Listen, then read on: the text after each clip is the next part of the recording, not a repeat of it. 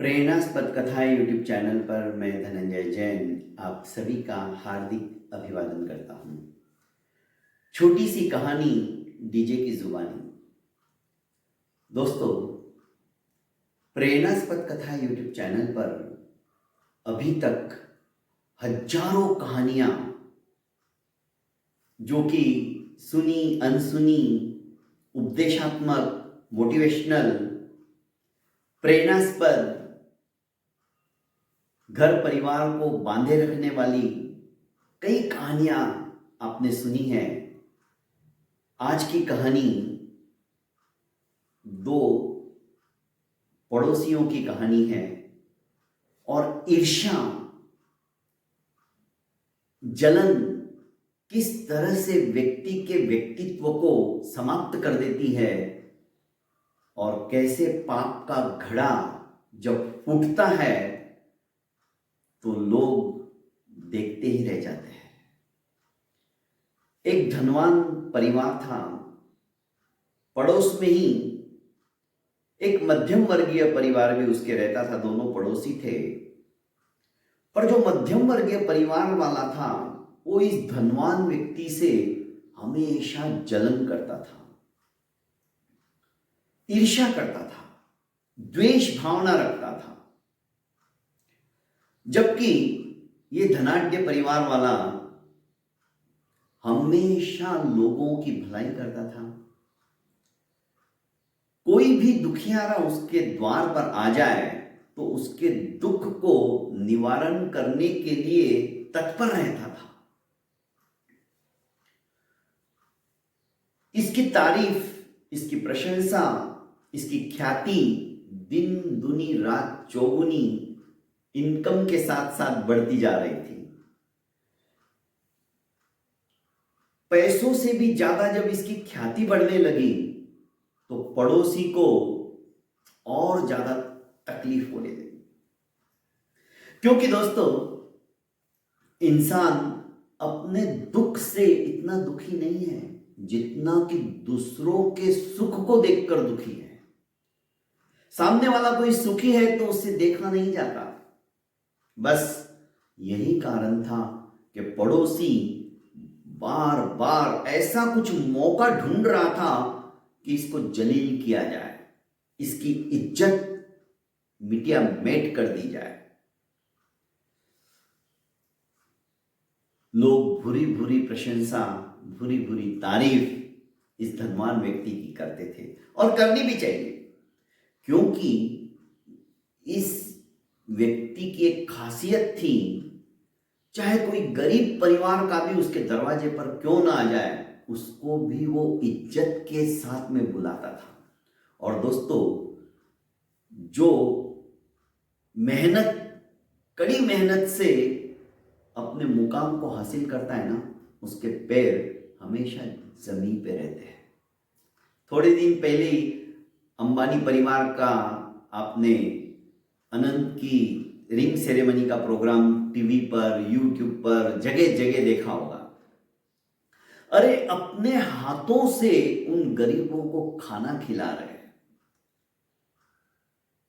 कितने कितने देशों से लोग आए वहां पर विनम्रता उन्होंने नहीं छोड़ी। ये होता है।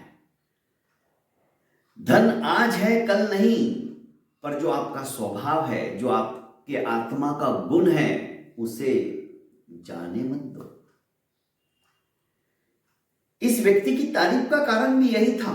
प्रचुर मात्रा में लक्ष्मी अनवरत उसके ऊपर कृपा वृष्टि कर रही थी, पर उतनी ही ज्यादा विनम्रता भी उसमें आती जा रही थी।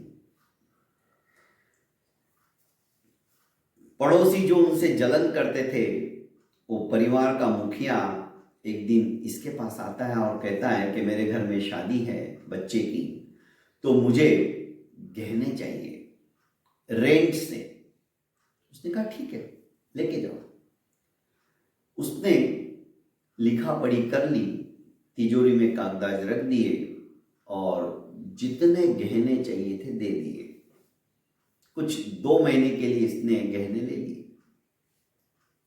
विवाह समाप्त होने के बाद भी जब गहने वापस नहीं आए और ना ही जो गहने लेके गया था उसके कुछ पैसे देने भी अब नहीं आया। तो ये खुद पड़ोसी के वहां चला गया और कहने लगा कि भाई, ना तो तुमने पैसे दिए और ना ही गहने वापस लौटाए, मुझे मेरे गहने वापस लौटाओ।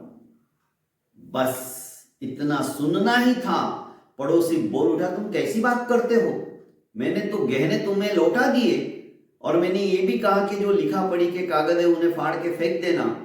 तुमने कहा चिंता मत करो, पड़ोसी हो, कोई टेंशन मत लो, मैं सारे कागजात जला दूंगा, फाड़ दूंगा, और तुमने पैसे भी लिए, गहने भी रख लिए और अब वापस मेरे से मांगने को आए हो।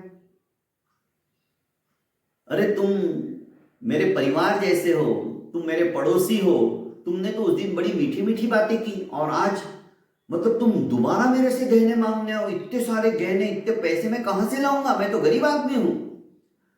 तुम्हें तो पैसे का नशा आ गया है, तुम कैसे भूल सकते हो। ये तो देखता ही रह गया, भाई तुमने मुझे गहने कब लौटाए और कब तुम इस तरह की बातें कर रहे थे मेरे से, तुम मेरे पास तो आए ही नहीं। अब इसने तो चिल्लाना शुरू कर दिया। इसने कहा भाई, एक तो चोरी, ऊपर से सीना जोड़ी, तुम गलत कर रहे हो। अरे तुम गलत कर रहे हो, तुम्हें तो पैसे का नशा आ गया है। तुम ऐसे ही लोगों को लूट लूट कर इतनी सारी संपत्ति इकट्ठी कर रहे हो। तुम्हारी नगर के अंदर चर्चा है, तुम पर लोग बहुत विश्वास करते, पर तुम तो विश्वासघाती हो। मैं सब लोगों को जाके बताऊंगा कि तुम कैसे हो। ये तो सोचते ही रह गया, बाप रे, एक तो गहने भी गया और ऊपर से मेरी बदनामी भी करने पे उतारू हो गया। इसने कहा देखो, यदि तुम सही तरह से नहीं माने तो मैं पंचायत बुलाऊंगा और पंचायत के सामने तुम गहने कहां छुपाओगे फिर। और मेरे गहने तो इतने महंगे हैं, तुम किसी सुनार के पास जाके बेच भी नहीं सकते हो। सभी पहचानते उन गहनों को, क्योंकि कईयों की शादी में वो गहने मेरे से थोड़ी सी रकम के ऊपर लोग ले जाते थे ताकि वेशभूषा अच्छी दिखे, पहनावा अच्छा दिखे। और तुम इस तरह से बात कर रहे हो, तुम नहीं छुपा पाओगे, मैं पहले बोल देता हूं। अरे जाओ जाओ, मैं तो इंतजार करता हूं कि कब पंचायत तुम बुलाते हो। दूध का दूध और पानी का पानी हो जाएगा। मैं तुम्हारे गहने दे चुका हूं, पैसे भी मैं दे चुका हूं। अब इसके पास कोई रास्ता नहीं था। इस धनाढ्य व्यक्ति ने पंचायत बुलाई, पंच आए। इसने भी कहा कि ठीक है, पंचों ने यदि निर्णय दे दिया तो मैं दूंगा, जो शर्त हारने को कहोगे मैं हार जाऊंगा, क्योंकि मैं झूठ बोल ही नहीं रहा हूं, मैंने सारे गहने लौटा दिए हैं, भगवान मेरा साक्षी है।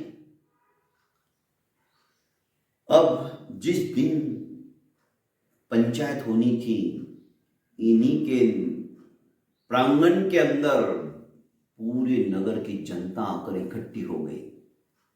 5 पंच भी बैठ गए। उसने कहा बुलाओ उसको जिसने आपके गहने लिए थे। इसने आने में देरी कर दी। ये एक घड़ा अनाज से भरा हुआ लेके आया और कहने लगा मुझे आने में विलंब हुआ, ये अनाज मुझे मेरे खेत के किसान को देना था। पहले मैं उसका अनाज भर के लेके आया, पर पंचायत का समय हो गया है, मैं सभी से माफी चाहता हूं। और उसने वो घड़ा अपने पड़ोसी धनाढ्य व्यक्ति के हाथ में देते हुए कहा कि इसे संभालो 2 मिनट के लिए, मैं पंचों को क्षमा मांगता हूं और लोगों से भी क्षमा मांगता हूं, और फिर मैं तुमसे वापस घड़ा लेता हूं मेरा, और जो पंच निर्णय देंगे मुझे मंजूर है। इसने घड़ा ले लिया।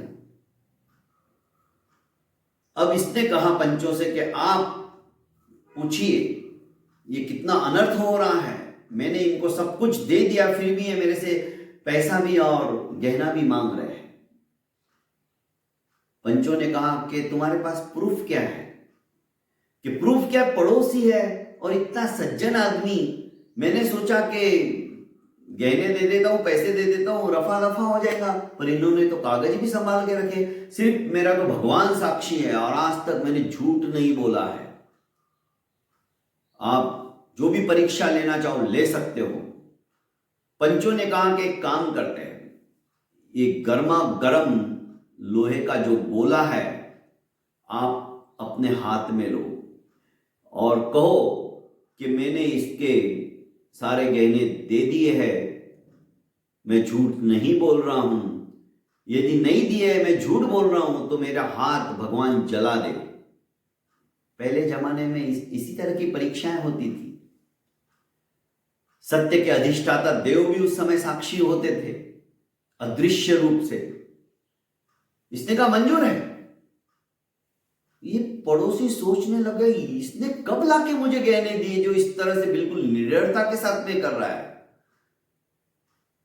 पर मैं भी गलत नहीं हूं। आज दूध का दूध और पानी का पानी हो जाना ही चाहिए। गर्मा गर्म लोहा का जो गोला था वो लाया गया और इस व्यक्ति के हाथ में रख दिया। इसने कहा कि हे अग्नि देवता, यदि मैंने सचमुच में इनके गहने और पैसे लौटा दिए तो आप मेरा हाथ नहीं चलाओगे, और यदि मैं झूठ बोल रहा हूं, मैंने नहीं लौटाया है, इन्हें नहीं सुपुर्द किया है, तो आप मेरा हाथ जला सकते हो। हाथ जला ही नहीं। सब लोग जय जयकार करने लगे इसकी। अब ये चकरा गया। धनाढ्य व्यक्ति सोचने लगा अरे बाप रे, मेरे तो गहने भी गए और इज्जत का भी पंचनामा हो गया। ऐसे कैसे हो सकता है। इसे चक्कर आने लगे और वो घड़ा हाथ से नीचे गिर गया। मिट्टी का घड़ा था, घड़ा फूट गया। घड़े के अंदर अनाज के बीच में सारे गहने छुपे हुए थे। इसने दबा के रखे थे, पैसे भी थे। लोग देखते ही रह गए।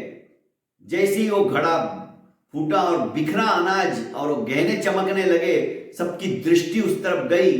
अब तो पकड़ के इसको मारने लगे। कितना बड़ा धूर्त है ये। और जो इस सेठ की 2 मिनट पहले इज्जत चली गई थी, लोग थू थू करने लगे थे, वो इज्जत दुगनी बढ़ गई। तो दोस्तों, कभी भी सांच को आंच नहीं आती है। सत्य को प्रकाशित होने में विलंब हो सकता है, पर सत्य छुप नहीं सकता है, वो प्रकट होके ही रहता है। और एक दिन पाप का घड़ा जो है इसी तरफ फूटता है। और जब पाप का घड़ा फूटता है ना दोस्तों, सामने वाला व्यक्ति कहीं का नहीं रहता है। बहुत बहुत धन्यवाद दोस्तों। मेरे इस प्रेरणास्पद कथा यूट्यूब चैनल को आपने अभी तक लाइक एवं सब्सक्राइब नहीं किया है तो कर लीजिए और ज़्यादा से ज़्यादा अपनों को शेयर कीजिए। प्रणाम।